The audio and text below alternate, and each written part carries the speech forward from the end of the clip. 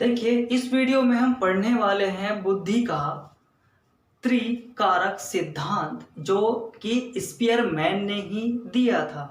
इसके अन्य नाम वही कारक को तत्व खंड कह दिया, तो त्रितत्व कह दे, त्रिकारक कह दे, या त्रिखंडीय सिद्धांत, वो कुछ भी कह सकता है। तो ये किसने दिया था? स्पीयरमैन ने दिया था। क्यों दिया था? देखिए जरा।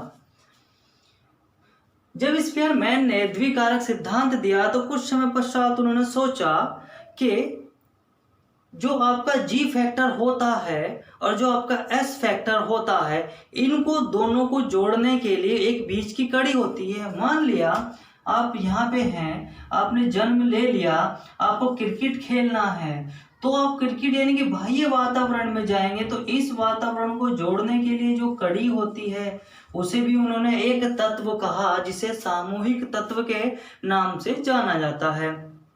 तो इस प्रकार जो आपके जो दो तत्व थे वे आपके अब तीन तत्व हो गए। तो अब बस इसमें इतना सही है कि बुद्धि का द्विकारक सिद्धांत कुछ समय पश्चात जाकर त्रिकारक सिद्धांत में बदल गया। वो क्यों? क्योंकि जो एस फैक्टर है और जी फैक्टर को जोड़ने वाली एक अन्य फैक्टर होता है, जिसे एक सामूहिक तत्व के नाम से जाना जाता है, जिसे अब त्रिकारक सिद्धांत के नाम से कह दिया गया है। क्योंकि तीन कारक हो गए, जी फैक्टर, एस फैक्टर और एक सामूहिक तत्व। ये क्या होता है? ये जी को और एस को जोड़ने का काम करता है, जो कि जी से थोड़ा ज्यादा होता है और एस से थोड़ा कम होता है। ठीक है, तो आप इसे उतार सकते हैं। आप इसका स्क्रीनशॉट लीजिए। इसके बारे में मैं अभी कुछ लिखने वाला हूं।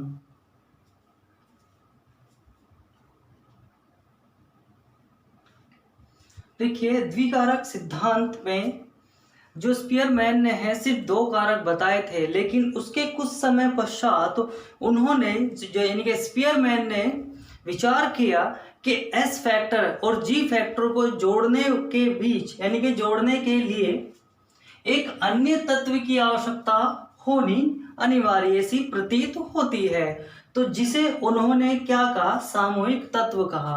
देखिए, द्विकारक सिद्धांत में उन्होंने कहा था कि बुद्धि के दो कारक होते हैं, जी फैक्टर यानी कि जो जन्मजात होता है, और एक होता है आपका एस फैक्टर, जो कि आपका अर्जित होता है। उन्होंने कहा इन दोनों तत्वों को जोड़ने के लिए एक अन्य तत्व और होता है, जिसे उन्होंने सामूहिक तत्व के नाम से दर्शाया, जो कि क्या होता है? जो जी फैक्टर से थोड़ा सा ज्यादा और एस फैक्टर से थोड़ा सा कम होता है। जी फैक्टर से थोड़ा ज्यादा और एस फैक्टर से थोड़ा कम होता है, यानी कि जी और एस के बीच की क्या होती है? वो एक कड़ी होती है। यानी कि देखिए, आप जय हैं, आपने इसके साथ जन्म लिया और बाह्य वातावरण में आप जाएंगे, किसके बाद जाएंगे?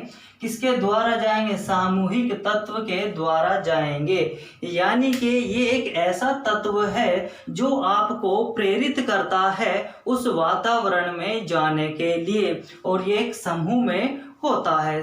ठीक है, तो आपको बस इतना ध्यान रखना है, जी और एस के बीच की जो एक कड़ी होती है उसे सामूहिक तत्व कहते हैं।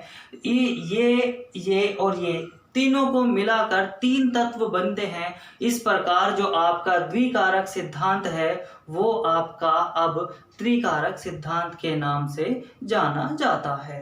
ठीक है, तो आप इसे उतार सकते हैं। नेक्स्ट वीडियो में हम बुद्धि का बहु तत्व या बहुकारक सिद्धांत पढ़ने वाले हैं।